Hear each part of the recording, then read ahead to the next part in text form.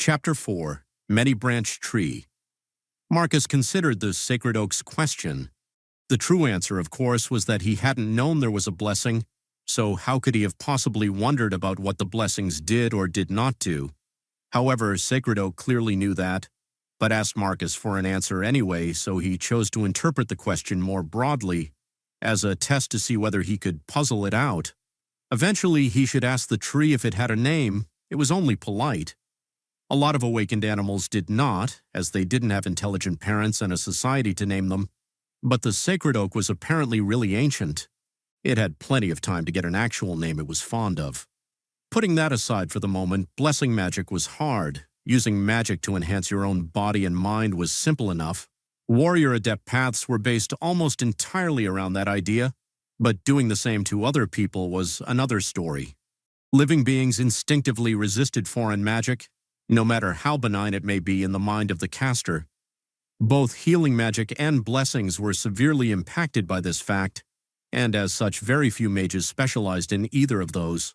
Those types of magic were largely the domain of priests and alchemists, who both had their own way of sidestepping the limitations.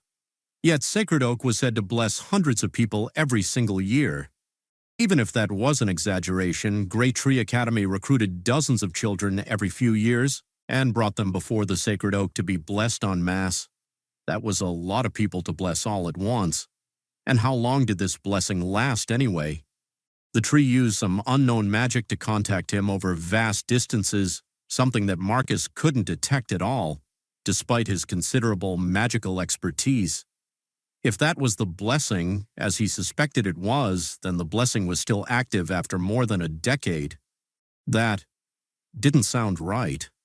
For a single mage to perform such a group blessing ceremony, not just once but repeatedly and have it last for decades, bordered on the impossible. Even priests could not possess this kind of proficiency with blessing magic. Why then did the elders of the Great Tree Academy take the blessing so seriously? Clearly they disagreed with Marcus on the whole thing sounding impossible, and that gave him pause. Why did they believe the Sacred Oak to be able to dispense blessings so freely and prolifically? Marcus had just been a child when he attended the blessing ceremony, so it was no surprise he did not detect anything at the time. But even now he could not detect any foreign magic on him. Could they really see something that Marcus could not detect, even after apparently living with it for years and years? For a long while, Marcus stood before the tree in silence, pondering the question. He tapped his staff against the ground thoughtfully, intermittently, his brow furrowed in a deep frown as he tried to figure out a good answer, until eventually his normal expression returned and he went back to his silent pondering. The tree remained still throughout the whole scene, saying nothing to interrupt him, displaying the sort of effortless patience only a literal tree could possess. The elders of the Great Tree Academy cannot see it, Marcus stated out loud, having reached a decision. Yet they are certain it exists. Therefore, the blessing must be obvious in its practical effects such that its existence cannot be denied, even if no magic can be detected. Marcus waited a second, but Sacred Oak said nothing. He continued, I never noticed anything, and neither did the other children, so it is something that an individual would not consider unusual. It is probably an enhancement of an already existing ability, but it cannot be anything physical, as that would be remarked upon by the other students, even if the recipient of the blessing did not notice. He paused again, hesitating. He did not like the conclusion that presented itself. The answer seems to trouble you, Sacred Oak observed. Taking everything into account, I think the blessing makes mages more talented at magic somehow, Marcus said. It would fit the conditions I just outlined. If the learning rate of an apprentice was increased before they started training their magic skills, they would never know that they were progressing unusually fast. But their teachers, who have watched countless students come and go over the years, would surely notice that those who received your blessing were showing increased results compared to those that didn't. Marcus didn't like this possibility. He was quite proud of his achievements, of the way he had progressed so quickly as an ambitious young mage, overtaking so many of his richer and more privileged peers through a combination of talent and hard work. The idea that his achievements were partially or wholly gifted to him by some outside influence didn't sit well with him. There is no need to be so unhappy, my child, Sacred Oak said. What does it matter if your magical aptitude is an accident of birth or a blessing from a magical tree? In both cases, it is something entirely beyond your control. What matters is what you did with that aptitude, and you have much to be proud of there. So I'm right? Marcus asked, not thinking much of the tree's platitudes. His mind still rebelled against the idea that his magical aptitude was anything but his own, and a handful of soothing words would not be enough to quell that feeling. You are right, but you are also wrong, the oak tree responded cryptically. You have focused on the wrong thing. As you have noted yourself, my blessings cannot be directly observed by anyone. Why is that? You should have focused more on the fundamental nature of the magic rather than its practical effects. That, I assure you, is a much more interesting question. Marcus frowned at this. I didn't ignore that. It just seemed impossible to answer. Clearly, the elders of the Great Tree Academy think you are a divine conduit of some sort, and the blessing cannot be seen because it's of divine make. But if you're backed by a literal god, then it's quite cruel of you to ask me to figure out your secrets. The world was full of stories of men who coveted the secrets of the gods and paid a heavy price for trying to obtain them. Even if Marcus managed to figure out the inner workings of a genuine divine blessing, this could very well bring about utter ruin and a fate worse than death to him and those around him.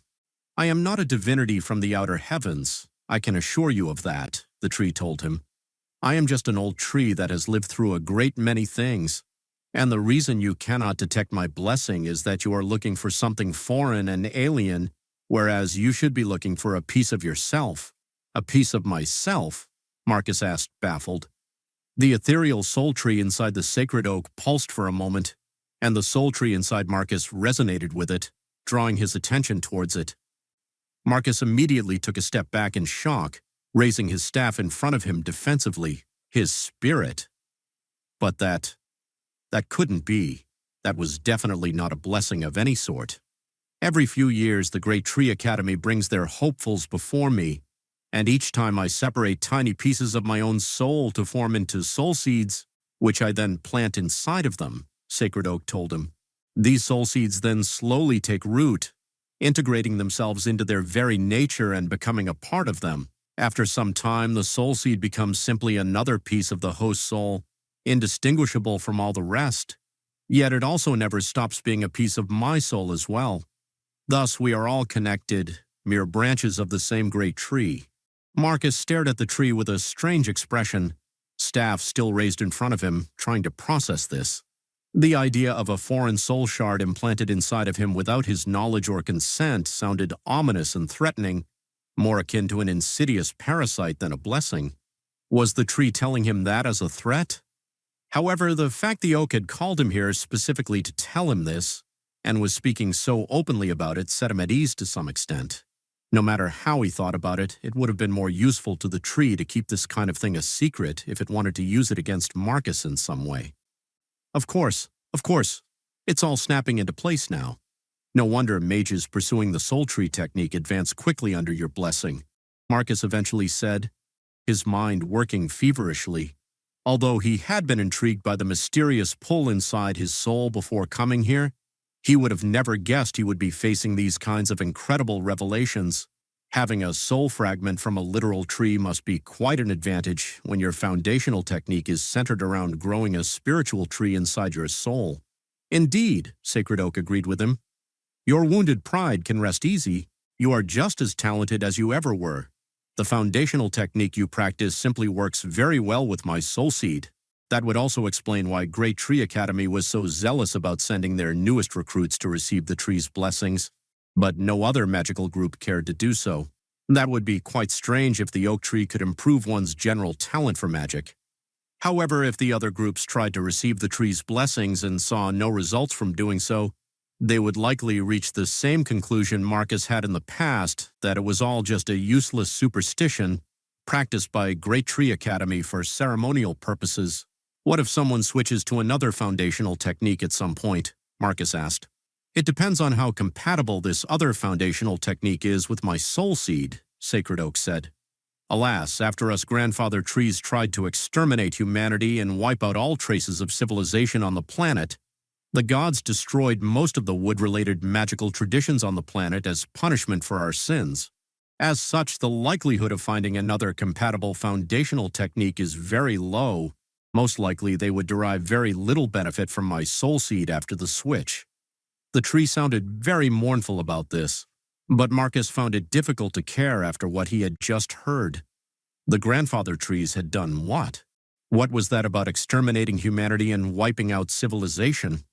Marcus tried. Ancient history, Sacred Oak said dismissively. It happened a long time ago. We should not get sidetracked from the topic at hand. You can't just say something like that and then tell me not to worry about it, you stupid tree. Was this another test? Marcus was admittedly not very learned in ancient history, but old Pliny was quite a history enthusiast. And he'd made sure all children under his care knew about the big important stuff that had happened. And Marcus didn't remember hearing about a genocidal campaign committed by magical trees in old Pliny's lectures.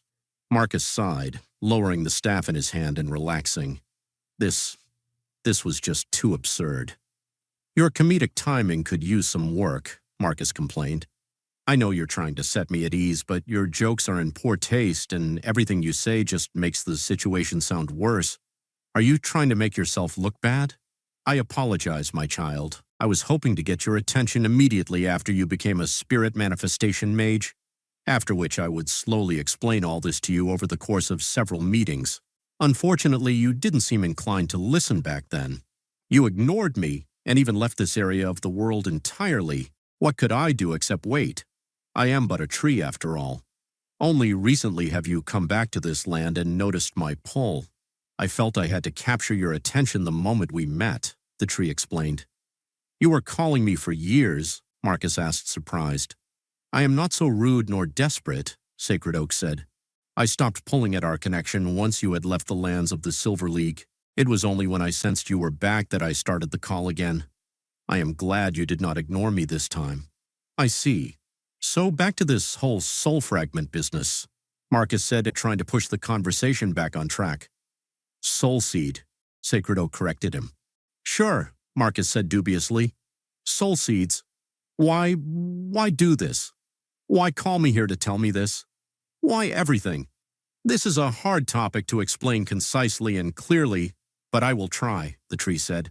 When you fully assimilated the soul seed I placed in you and our souls intertwined, your soul became a branch of mine, and all that you are became known to me. Just as my physical branches collect sunlight and nutrients for my survival, so too my soul branches collect secrets and wisdom of the outside world, something that I, in my immobile state, would find difficult, if not impossible, to acquire otherwise. Every spell and magical technique you learn, I also learn. Every skill you master, I master. Of course, assuming it is something physically possible for an oak tree. Oh, Marcus said, feeling strangely relieved. It's a spying technique. He couldn't say he was happy that this awakened tree had apparently been spying on him for most of his life. But honestly, it could have been a lot worse. Soul magic was capable of some very nasty effects, and a foreign soul fragment that rooted itself into his soul so firmly as to be undetectable would probably be impossible to remove. If all the tree did was spy on him and didn't try to enslave him or shred his soul through their connection, he was willing to overlook that. He was still going to start looking for a way to remove it the moment he finished this meeting, of course. You could call it spying, I suppose, Sacred Oak conceded. I personally think of it as a symbiotic relationship. I give people literal pieces of myself, accelerating their magical growth and strengthening their soul, and in return I get their knowledge and magical insight. Honestly, after doing this for so many years, most of the wisdom I receive from children like you is useless. Most of it are mere duplicates of what I already have, or worse, inferior versions of it. It is only when one of you reaches the rank of spirit manifestation that I truly start paying attention. Ah, because that's when mages start developing truly original magic, Marcus guessed. Mages of third rank or higher have collected a certain amount of logos and could thus start adjusting spells to be more to their liking, but that was all they could do. They could twist and modify spells they had collected from ancient masters, but they could never invent a truly original piece of magic to call their own. Creating a novel spell could only be done by someone who had awakened a spirit of their own. Indeed, one could say that every spell was simply a single facet of the originator spirit that was used to create it. A mage practicing a fire-based foundational technique couldn't create an ice spell unless they had somehow incorporated the logos of ice into their spirit. No, that is not the reason, Sacred Oak told him. Once you awaken your spirit, you are finally capable of learning how to create soul seeds yourself, and can thus propagate our soul tree further outward. What? This conversation, Marcus lamented, was not going the way he wanted. It was like the tree was drowning him in shocking information, and every time he thought he had a handle on it, the tree would throw another bucket of cold water onto his head. He was seriously contemplating just throwing a fireball at the tree just to get some kind of edge over it. It already admitted to spying on him. He had a just cause. Please explain this better, Marcus told the tree. The ability to create soul seeds and plant them in people's souls is not some innate ability I have as a tree, the Sacred Oak obliged. It is merely a spell, one which anyone who practices the soul tree technique to the spirit manifestation rank can learn. Merely a spell, the tree said. Marcus wasn't very knowledgeable in soul magic. Necromancy was highly forbidden in most magical academies, after all. But he knew that damaging your soul in even minor ways was a bad idea and could go wrong extremely easily. Marcus had sacrificed tiny pieces of his soul to create his spellbook and a select number of other magic items, and he still remembered how long it took him to recover afterwards. Worry not, I will not demand payment for my tutelage, Sacred Oak assured him. Is this another one of your jokes? Marcus replied. I would be literally expanding your spy network for you if I agreed to this. You wouldn't even have to weaken yourself by tearing off pieces of your own soul to do it. Instead, I would be doing it for you. Demanding payment for this would be ridiculous. As you prosper, so do I, the tree admitted. But surely you understand if you are the one to cultivate more soul branches, then the magic they gather will flow into you. I understand, Marcus assured the tree. But I still think. He stopped himself. Actually, he didn't know what to think. What did he even understand? He needed some time to think. He needed to visit the Great Tree Academy and talk to the elders there to see what they actually knew about the tree and the blessing. An offer of power was tempting, but he wasn't a child anymore. He was already a powerful mage and didn't need to sell literal pieces of his soul for magical secrets. I won't accept this, he told the tree firmly. I will not force you, Sacred Oak assured him. Take your time and consider things. I waited 6 years for you to come back. I can wait a few years more if need be. Marcus was annoyed at the oak. It was talking like Marcus's agreement was already a done deal, just a matter of time. But he said nothing. Incidentally, did you happen to receive a divine vision? Sacred Oak suddenly asked. Marcus did his best to remain calm. He thought he did a pretty good job of it. Maybe his hand clutched the staff in his hand a little too tightly, but he did his best to give the tree an unreadable stoic expression. I ask because I have also received one, Sacred Oak continued. A very confusing vision that culminated in the death of an entire world. Wasn't that our planet? Marcus said. He actually didn't think it was, but he wanted to hear what the tree would say. No, certainly not. The shape of the landmasses was completely incorrect, Sacred Oak answered. Interesting. Marcus didn't remember how the landmasses looked. The tree must have received a much more detailed vision than he did. Or perhaps it was better able to withstand the mental stress of the vision and thus captured more details than he did. It was also interesting that this tree knew how their planet looked like, enough so to decide another planet's landmasses did not match it. Do you know what the meaning of the vision is then? Marcus asked. No, not at all, the tree told him. It actually sounded somewhat vexed. A portent of doom, most certainly. But what does the destruction of another world have to do with Chaos Wood? Chaos Wood? Marcus said in surprise. What does Chaos Wood have to do with this? My apologies, I did not mean the recently destroyed Magic Academy, Sacred Oak said. Chaos Wood is an old name for our world. You likely know it as Taslo, the name given to it by the elves of the Silver Aeon. Your magical academies seem to have adopted many of their terms and traditions as their own. Marcus had never heard of any such elves. Just how old was this tree again? So we were both sent a vision of distant doom by some divinity. Why us, though? Is it because of some nebulous connection to trees? Marcus asked, deciding to ignore historical questions for now. No, definitely not.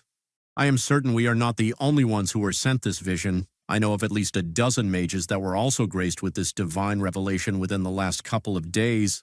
Additionally, a number of mages were mysteriously incapacitated and woke up with blinding headaches, remembering nothing. Presumably, their souls were not strong enough to withstand the vision to any appreciable extent, Sacred Oak explained. So many, Marcus frowned. They were all spirit manifestation rank or higher, Sacred Oak said. This is why I suspected you might have received one as well. You think all spirit manifestation mages got the vision? Marcus asked in surprise.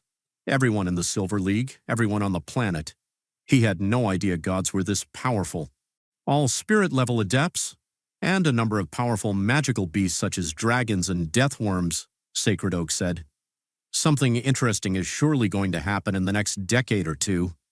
They spoke to one another for a few more minutes, recounting their own experience with the vision and then comparing details to see if they could get a more complete picture that way. Like Marcus suspected, Sacred Oak had a much more complete understanding of the vision. It was still incomprehensible overall, but Sacred Oak remembered a multitude of little details that Marcus had missed. How did it maintain the presence of mind to memorize all of that?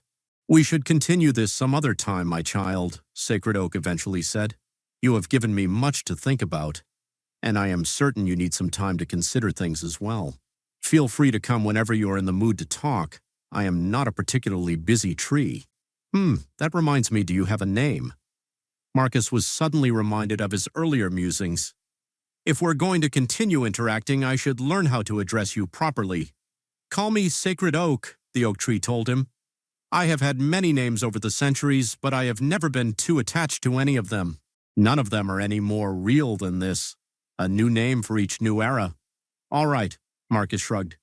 Calling yourself sacred was a bit arrogant in Marcus's opinion. But then again, it wasn't the tree itself that had picked such a name.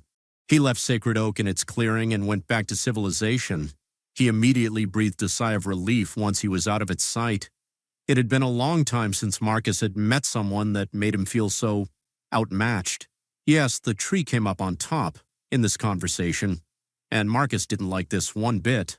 A part of him even wondered if he would win in a straight fight against the ancient oak.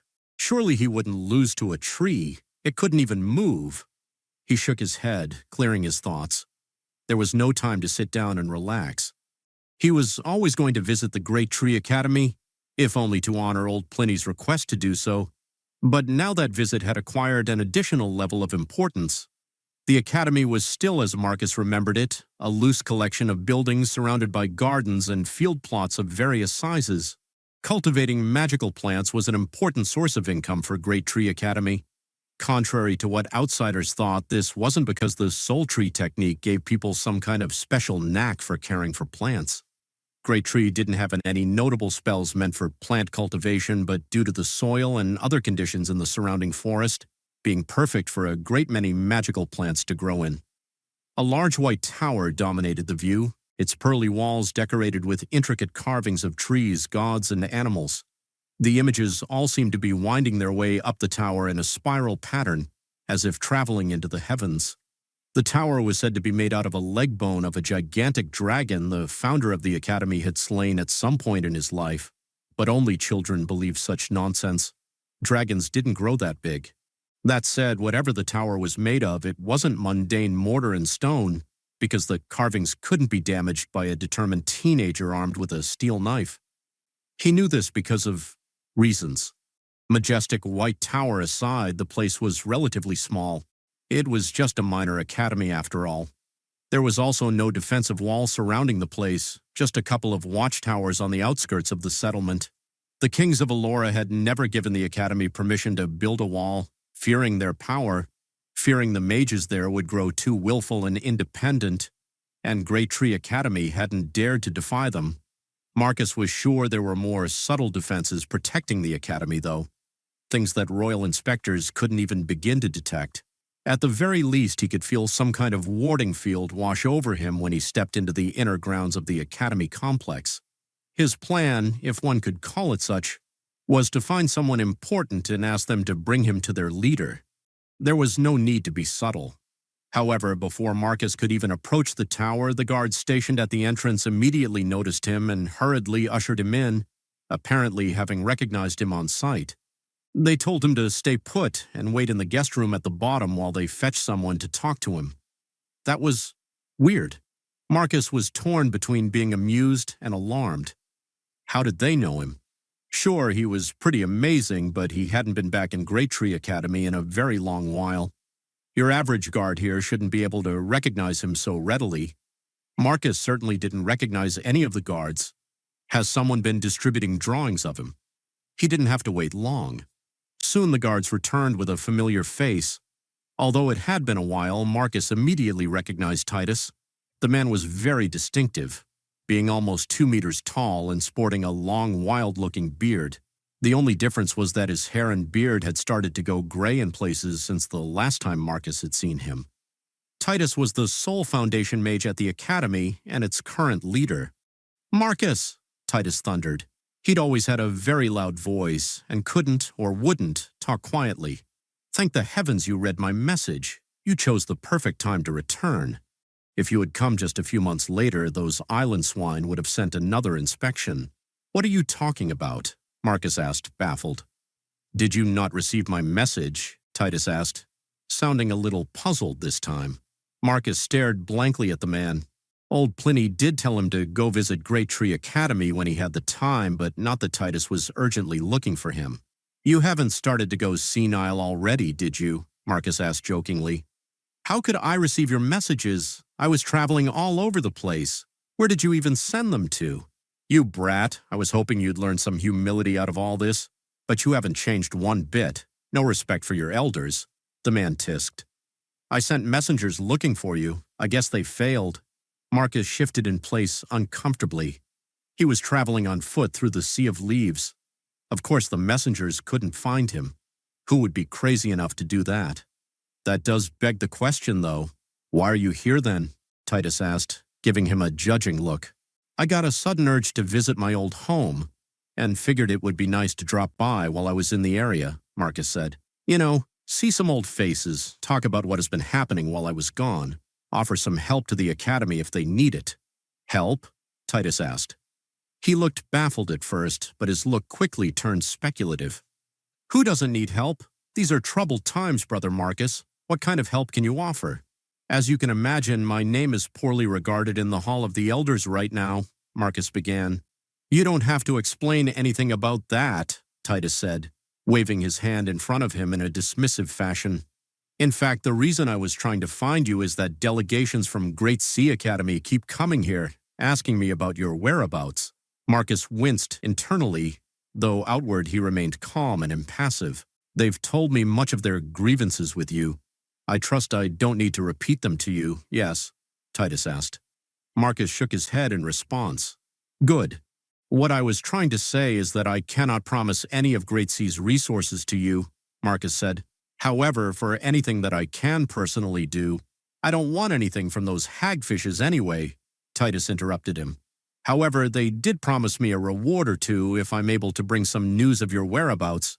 If you could tell your fellow elders the next time you see them that it was I who directed you to them." "Sure," Marcus said with a shrug. "Wonderful," Titus smiled.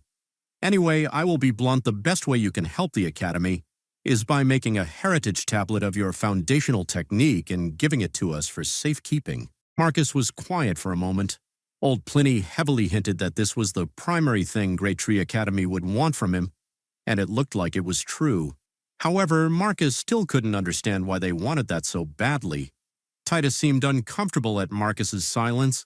He was trying to look confident, but he was never much of an actor, and even being put into the leadership position of his academy didn't change that.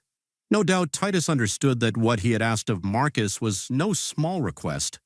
For one thing, mages tended to be very protective of their magical secrets, and that was especially true for spirit manifestation mages and above.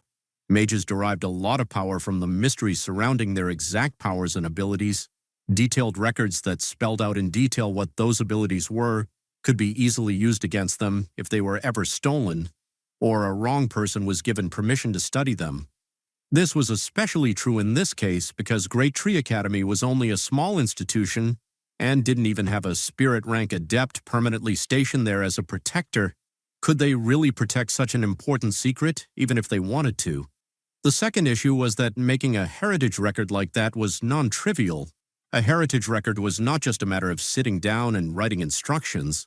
Non-adepts sometimes made secret copies of foundational techniques and spells by copying words and diagrams as they saw them, thinking that would be enough. Such dead records were quite common and not worth much. You could not become a mage by following a foundational technique transcribed this way, nor learn a spell so naively copied.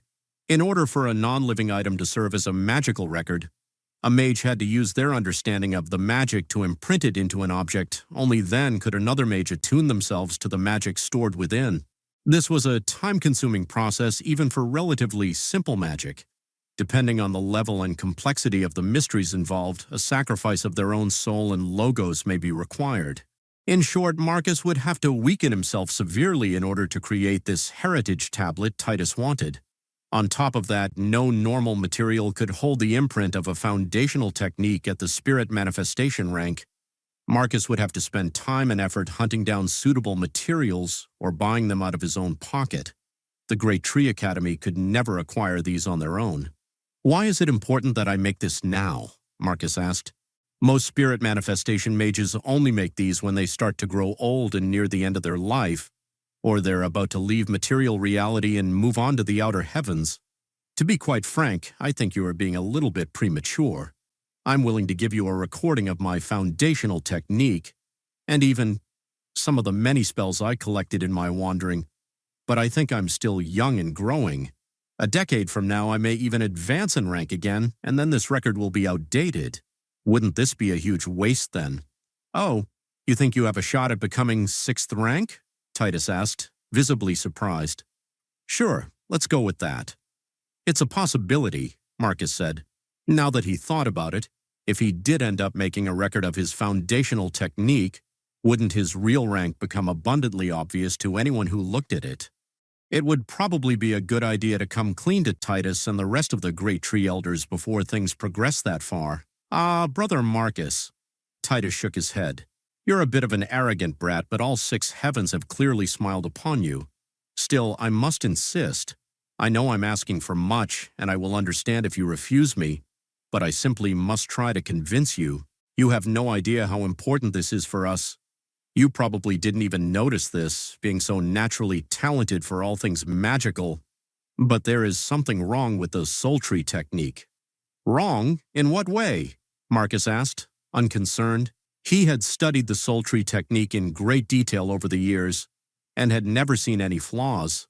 If anything, it seemed quite genius in its design, although it was optimized for things most mages considered of lesser importance. A practitioner of the soul tree technique could attune themselves to far more spells at once than any other mage, for example, and it could accommodate virtually any spell or magical ability. Alas, classical wisdom stated that a mage who truly mastered a single spell was infinitely more praiseworthy than the one who learned 100 different ones. Was that what Titus was referring to? "The founder of our academy and the originator of the Soul Tree Academy wasn't a human," Titus said. "Ah," Marcus said, not terribly surprised. "Was he a tree, perhaps?" Titus seemed taken aback. "What? No, he wasn't a tree. Why would you even think that?" "So Sacred Oak isn't the originator of the Soul Tree technique?" Marcus asked. "Ah," Titus said, pointing a finger at him knowingly. "I see you know about the blessing. Well, everybody knows about the blessing, but most of them aren't perceptive enough to realize it's real. I visited the tree and the feeling it gave me," Marcus began. "I know what you're going to say. The tree feels like it has practiced the Soul Tree technique to some ungodly level of power." Titus interrupted him. "To be honest, I don't know why that is. No one does. However, our records about the tree are very detailed and go back all the way to when he first encountered it, and at that time it didn't give off anywhere near the same feeling." "No?" Marcus asked, baffled. "No," Titus confirmed. "It was known simply as Mystery Oak back then. It was clearly a powerful spirit-level magical creature, but no more than that. It was only after several generations of interaction with our academy that the tree started to exhibit this feeling of resonance towards our foundational technique. It synchronized with us more and more, and as it did, the effects of its blessing grew ever stronger. Marcus didn't know what to think about that.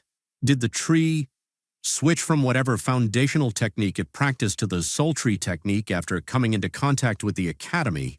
Why would it do that? How would it do that? Marcus thought people couldn't switch foundational techniques anymore after reaching 5th rank and above. Even magical creatures weren't exempt from that. Why didn't anything about that stupid tree make sense? But anyway, Sacred Oak definitely isn't our founder. Some of the elders believe the founder was an elf, but who knows? He might have also been a member of one of the other ancient races that are gone from our planet now. There were a lot of those before the orcs came through the Lament Spire, Titus continued. Whatever the case, his mentality and understanding of the world was sufficiently different from the bulk of humanity that most people have issues practicing the technique to a high level. Truly talented people like you can power through it, but for the rest of us, it's a constant headache. Marcus had never even suspected. He knew that the soul tree technique was tricky to practice. He heard as much from plenty of other people, including old Pliny, but he had no idea this was the reason behind it. Doesn't the Sacred Oak's blessing help? Marcus asked curiously. Absolutely, Titus said. However, it seems to be more effective at earlier ranks and gradually loses its effectiveness as people age. Our academy has an abnormally high level of 3rd ranks, to the point even other academies have begun to take notice. But once we try to advance into a foundation mage or higher, we hit a brick wall. Marcus could finally guess what Titus and his fellow elders were thinking. Since he had achieved spirit manifestation rank and was human, he could potentially serve as a source of a new soul tree technique, one with which the other human members of the Great Tree Academy would have greater affinity. Even better, it should be possible for the elders themselves to also consult this version of the soul tree technique and adjust their own foundations in accordance with it, allowing some of them to break through to the next rank. Generally, magical traditions grew weaker with each new generation. It wasn't inevitable, but most students only ever mastered a lesser version of their master's craft. When these students passed on their already flawed technique onto students of their own, the result was usually an even more flawed understanding, and so on. Thus, academies prized older technique records far more than recent ones, as the older records tended to be more potent and comprehensive. However, that didn't mean that such watered-down legacies were useless. Even a lesser copy contained unique insights of the mage that made it, and they were generally extremely compatible with the source technique. It was always better for an academy to have 10 different copies of a legacy than just one, no matter how great that one legacy was. Surely there were other members of the academy that achieved spirit manifestation, Marcus remarked. I know you were far more glorious in the past, and you are quite ancient. Could it be that none of them have left their own legacies to the academy over the centuries? Titus made a sour face at the question. Our academy was very different in ancient times. It was less of an academy and more of a secretive religious cult. Our ancient elders refused to write down any of their magic, preferring to pass on legacies directly from teacher to apprentice. At some point, we declined and lost all of our spirit manifestation elders, forcing us to start over from scratch, guided only by the heritage tablets of the founder. Since then, some of our members have managed to achieve spirit manifestation with the technique, but like you, they left us to pursue their ambitions elsewhere. These ambitions inevitably became their doom. They all died young, leaving no legacy to learn from behind. I see. You're afraid I will also die before passing on my legacy, Marcus said. Yes, Titus confirmed. I don't know if it is bad luck, an ancient curse some witch placed on our school, or deliberate sabotage by someone from the shadows. But all our great talents end up dying young. I don't want to risk it anymore. The sooner you can leave behind your legacy, the better. Marcus gave it some thought. He still thought this was all premature and that Titus was just being paranoid. Still, he could understand their anxiousness about the matter. Will the academy provide me with the necessary materials, or do I need to acquire them myself? Marcus asked. He already knew the answer to that, but he couldn't help himself. Well, you see, Titus fumbled, tugging on his long bushy beard nervously. Great Sea just collected another round of tribute from us during the Second Academy War. Funds are a little tight. Say no more, Marcus interrupted him. In that case, it may take me some time to acquire everything. I may be a spirit manifestation mage, but I am still just one person, and I doubt I will be able to mobilize Great Sea's resources for this. It might take me, I don't know, 2 years. He could probably get everything in about 6 months, but Titus didn't need to know that. 2 years. That's sooner than I thought, Titus mumbled to himself, deep in thought for a minute. Marcus cursed himself internally. He should have thrown out a bigger number at Titus, and then let the man talk him down to whatever he thought reasonable. Alas, Marcus had never been a great negotiator. "All right," Titus eventually said, nodding faintly to himself. "I need to talk to some people, but it should—" His speech was interrupted by a loud commotion from just outside the room. "Sir!" a young voice shouted somewhere outside. "Sir, please stop. The head elder is having a private meeting. You can't just barge in and—" "Out of my way, boy. Don't you know who I am?" An older, haughty voice shouted back. "Damn it," Titus cursed. "Not this guy. How did he even find out you're here so quickly?"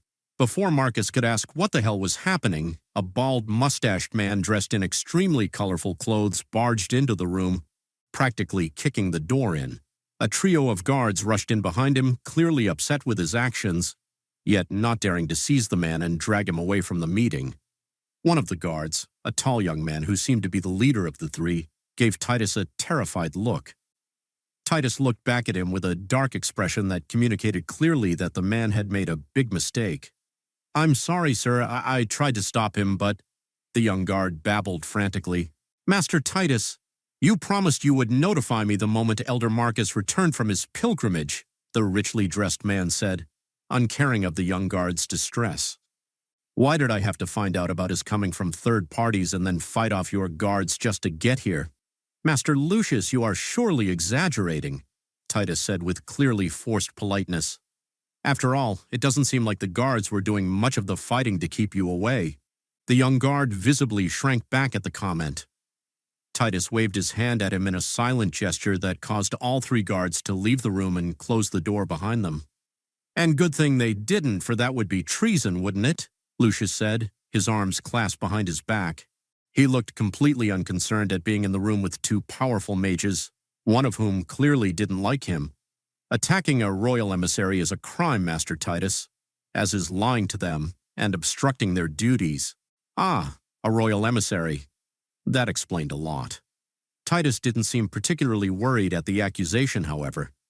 "Elder Marcus came here barely an hour ago, and I was simply taking some time to catch up with an old friend. There was no need to make a scene in this manner. As soon as I finished here, I would have sent someone to fetch you," Titus calmly explained. "I'm sure," Emissary Lucius said dubiously, "this might be hard for you to accept, but you are far from the only person seeking an audience with Elder Marcus, and definitely not the most prestigious one to do so," Titus told him. "Aside from you, representatives from Great Sea Academy, Giant Thunder Hall, Crystal Mountain Academy, and Raven Temple have all requested to be notified the moment he returned. So many. And why was Raven Temple included in that list? Marcus was absolutely sure he had never done anything to them. What possible grievance could they have with him? "Well, they're not here right now, are they?" Lucius countered. "I am." He turned towards Marcus and gave him a deep bow.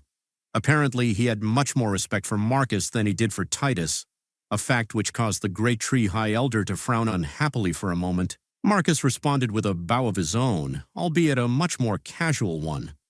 "What can I help you with, Master Lucius?" he asked politely.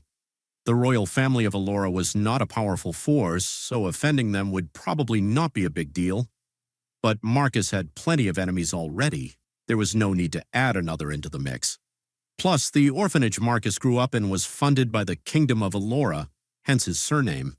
Realistically, he owed them some level of gratitude.